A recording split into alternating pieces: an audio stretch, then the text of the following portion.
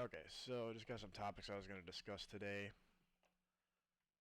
Basically, I was going to go over the layoffs of 2024, excuse me, ChatGPT, education, and then SpaceX. So just like a couple things I wanted to hit on. And like I said, just understand that I'm not a professional. I'm an idiot. I have an MBA. I'm a business guy. I barely do math, okay? I'm not like a scientist. I'm not a researcher. I'm nobody. But what I've seen so far for layoffs in 2024, there was 50,000 in just the tech industry as of March 21, 2024, according to Computer World. UPS, so logistics, package delivery, 12,000 layoffs. Finance industry, banking was a 23,000 in January. So that's about 85-ish thousand people that were laid off just in 2024, early in 2024, quarter one. Um, and some of that is because of the mass hiring that they had at post COVID when everyone went back to work, and we had a big influx. Everyone was trying to get outside, buying stuff, doing things. So this was kind of the leveling out period for some of that.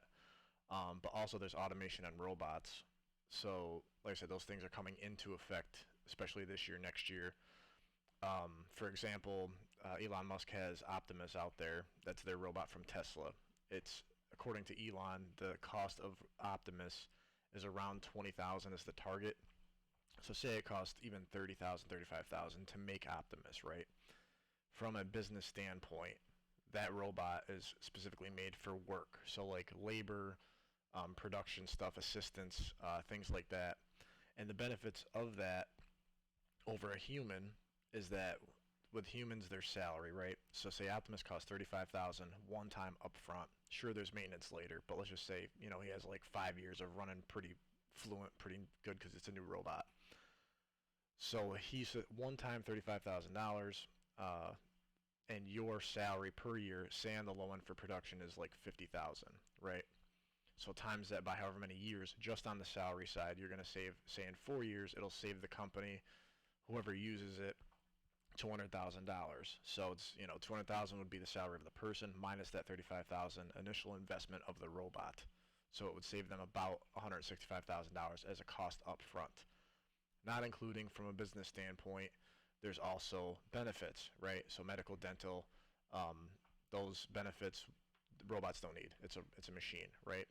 Also, there is no labor laws, so that's a big key factor. They can work 24 hours a day. There's no, as of now anyway, there's no regulations that I'm aware of as far as machine operation, right? Like if you worked, I worked in a factory growing up when I was younger, and the machine that we use worked 24 hours, right? I was the person that was starting the machine and making it function.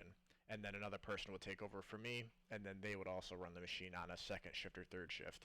So the machine was running 24 hours a day, right? But we weren't because we had human labor laws. So essentially, the machine, though, now is Optimus, and it's a self-operating machine.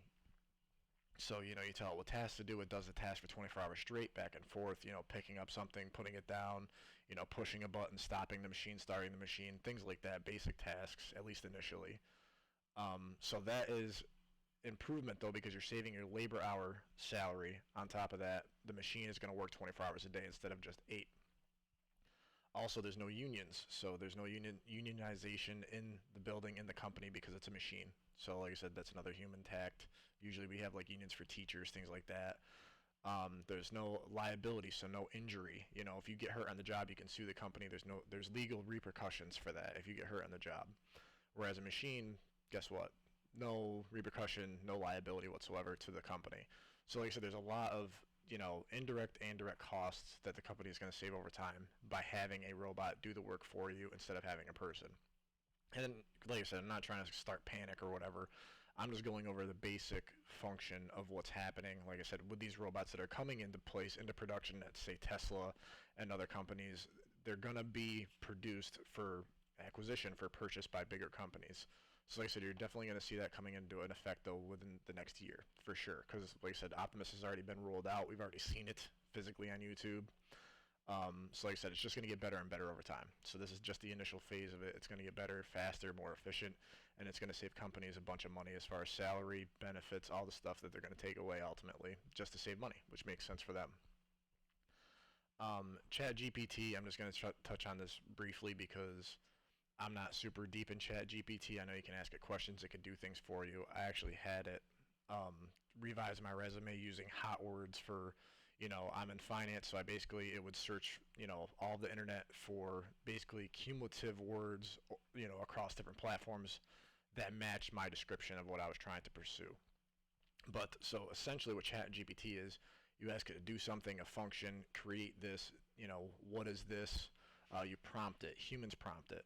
So, according to Assembly AI in December 22nd, 2023, their article says about ChatGPT, the creators have used a combination of both supervised learning and reinforcement learning to fine tune ChatGPT, but it is the reinforcement learning component specifically that makes ChatGPT unique. So, reinforcement learning. So basically, it tries to prove itself right or wrong. It's not just answering the question; it's also learning: is it right or is it wrong along the process, refining. Um, the creator, the creators use a particular technique called reinforcement learning from human feedback, which uses human feedback in the training loop to minimize harmful, untruthful, or biased outputs.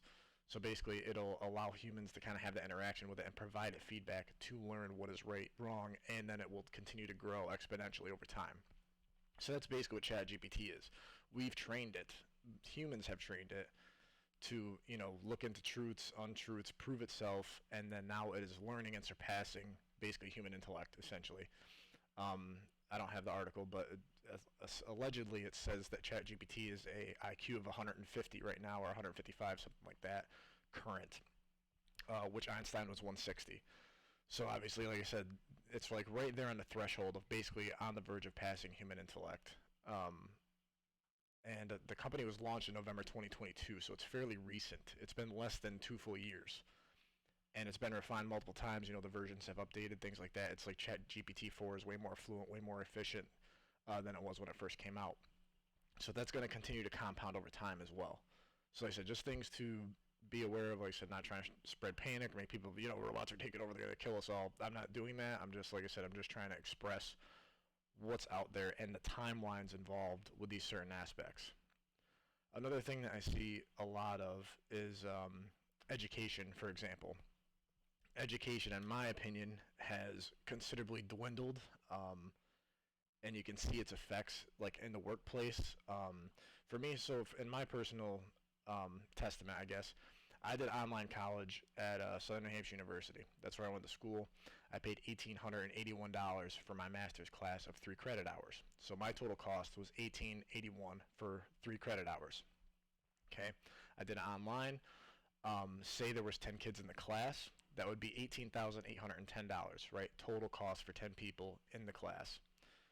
The teacher makes, I looked it up today just to verify, the teacher makes $2,500 for a master's program over 10 weeks. So they get a mass payout of $2,500 over that term. But that's what they make. That's it, $2,500, right? So we, if there's 10 people, pay $18,000 into the program. If there's 20 people, which there's mostly between 10 to 20 on average, you're anywhere between $18,000 on the low end and $37,000 on the high end for max at 20 people, right? So the teacher's getting $2,500 of that. So the rest is just straight profit, or it goes to, expenses, improving the program, module, overhauls, like things like that, better teaching criteria. But essentially, in my view, the teacher isn't really a teacher anymore. There's no professor because, you're online, so it makes it difficult. You can't be in the classroom. You can't be getting direction from the teacher. You have to do your own research yourself, look up the words, find them, do a presentation or a module about that topic. And the teacher is more or less just monitoring the class and just making sure, like, did you submit your paper on time or not? Did you do your assessments on time or not? There's really not direction or, I guess, like, actual teaching involved. It's just more or less monitoring the class.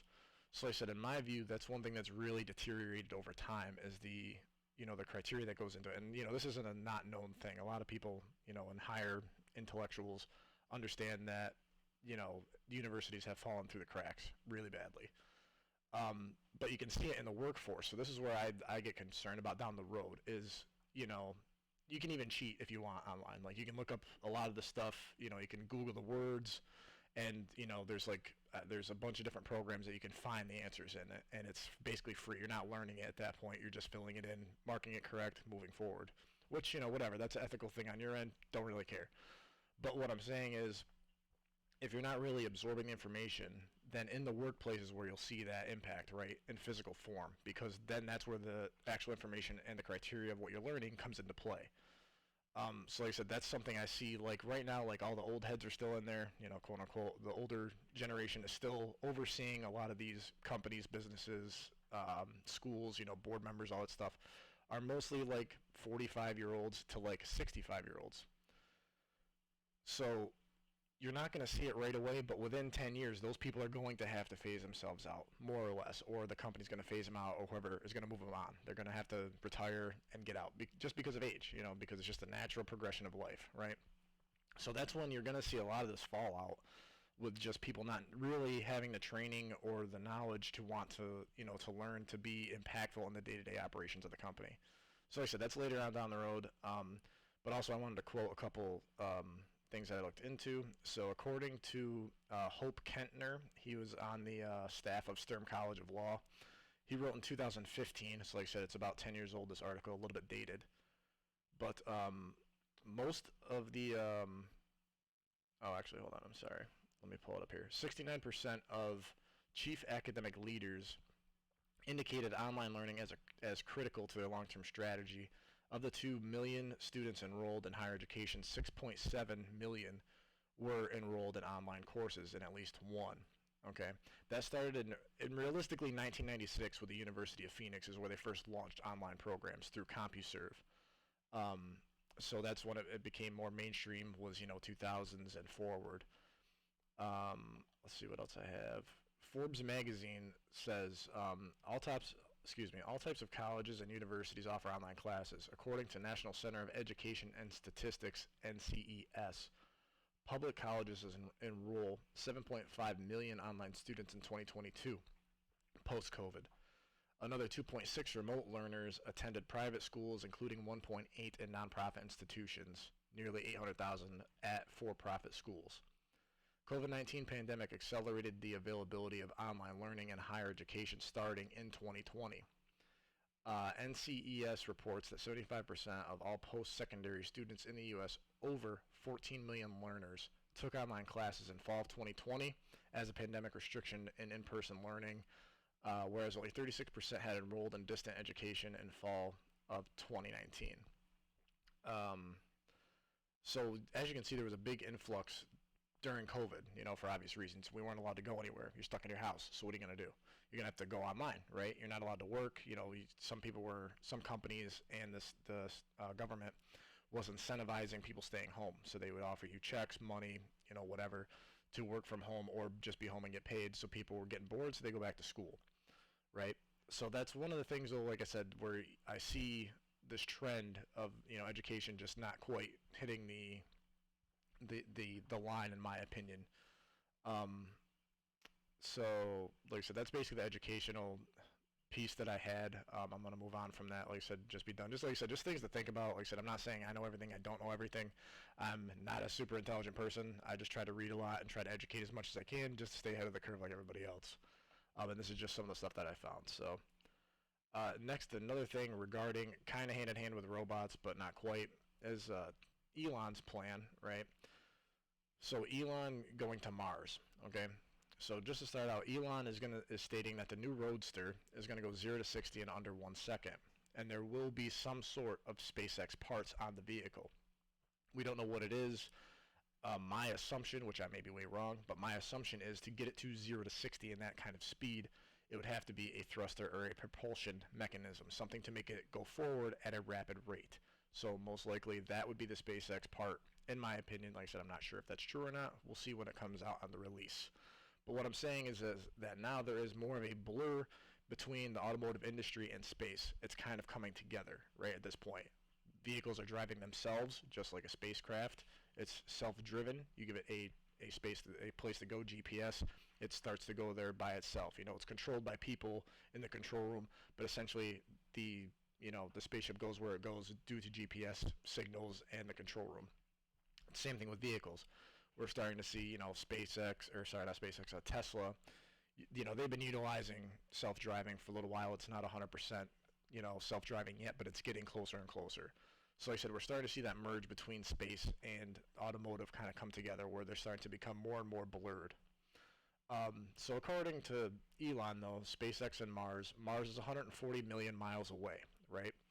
It takes 6 months to get there. So according to Elon, the goal is to get there, at least get there, not like live there, but first impact in Mars would be 2029, right? That's his goal. And you can see it now because what he's doing is he's doing practice runs, essentially. Like, he's going to the space station more frequently, setting up satellites more frequently. They did 98 launches last year for 2023. What this is practice. This is practice for him to be able to send up rapid amounts of rockets to Mars. So, like I said, that's all what this is. Sure, it's, fulfilling missions, going to space station, providing, payloads, things like that, but it's more or less practice for the bigger plan. And I'm not saying it's a bad plan. I'm just saying, like, it is what it is. It's apparent. But so as you can tell, Mars is 140 million miles away. The space station is 254 miles away. So that's quite a discrepancy, right? 254 miles compared to 140 million miles is not quite across the street. But nonetheless, like I said, the goal is 2029. He's trying to be there. It's 2024. So 5 years from now is he's trying to make first impact with a Starship to make that first impact in Mars to try to, get colonizing going, more or less. So right now, production for SpaceX is, according to Elon, they're trying to make 100 to 300 a year Starships, my understanding, right? Each Starship carries 100 people. So if you have 100 ships, right, times 100 people, that's 10,000 people total, right? So on that point, it becomes a volume game. How much can you get the ship off the ground and into Mars? So is it, 5 times a month? Is it 20 times a month? That will tell you how many people are really going back and forth between Mars and here. So at a base, though, right, if you just do 100, say you did, like last year, 98 launches, you'll do 9,800 people to Mars in a year. If you just do, like I said, 98 times, if they can do it. But like I said, that's going to be hard to do because it takes so long to get there, so that's why he has to produce a massive amounts of ships so he can send up more frequent, right? Because you're losing time in 6 months getting there. So you have to have the volume on the ground, you have to have the ships to send. What else was there I was going to touch base on with that? Oh, so how it works. How do we get to Mars, right? So this is on SpaceX website. This is right on, there's a diagram on SpaceX website. You can look it up yourself. Not something I created. It's what they created, right? But essentially what happens is they take the Starship, they launch it off the ground, right? The problem is entering and exiting gravity, right? Entering and exiting the planet. That's where the problem is. Because you have to get off the ground, and also coming back in, you have to stop and not die, right? So once you get out, though, once you get into orbit, what's out there, right? No gravity, nothing. So it's just trajectory, right? So you send, your motion keeps you going into space, and then you use thrusters. So you use, left, right, up, down. You push the ship whichever way you want to go using thrusters, right? But so how do we get there? 140 million miles, you're not going to make it out in one trip, no fuel, right? You're gonna run out of fuel. So what Elon has, made on SpaceX's website is he shows how it's going to happen. So Starship goes up, hits orbit. While it's in orbit, a refueling ship goes up with just fuel. It docks, basically like how they do it with like jet planes in the sky. They refuel in air. Same thing. So it's in orbit. A refueling rocket goes up, hits Starship, puts the fuel back in, gives it enough to basically use its thrusters after that, because like I said, the main problem is getting off the ground. Once you get off the ground, booster falls off. Now you just have to use thrusters, right, to navigate through space to make sure you hit the trajectory. So you're just using that fuel on a limited basis to only push you when you need to be pushed, right, because you're already floating indefinitely. So once the refueling happens, then, like I said, you basically travel out 6 months till you hit Mars. And then you come back. Same thing. But they're basically going to try to make a refueling depot, from what I understand, in Mars also. So then you have both. You have one hitting it, leaving Mars to refuel it to get back, one hitting it on Earth, refueling it to get to Mars. So it's basically a circle. It's a loop, right? So that's how they're going to try to colonize Mars. But like I said, so this is just the things that I wanted to touch on today, just little topical nonsense, just stuff that I was looking into. If there's anyone that has feedback on what I said or knows something I don't, feel free to respond, please. I try to be as educated as I can. Obviously, I do a lot of research, and I'm still an idiot. So anything you can help with that, that would be greatly appreciated. And I hope that something I said at least maybe educated or maybe made you think about something differently, just to try to be more, I guess, from a different view, you know, because I try not to believe everything I read, because I've read 6 books this year. I try to read all the time from different perspectives and viewpoints, you know, whether I agree or not agree with something. You can get enough support to support what you say either way. So that's a thing. So it's good to have a balance of both, just to try to read between the lines of what's not true or maybe might be exaggerated. So I'm not saying things are right or wrong. I'm just saying that, you know, things might be exaggerated slightly either way. So just be aware of those things. But anyhow, so that's enough of me talking for the day. I appreciate your time. I hope this helped you in some sort of way, and have a wonderful rest of the day.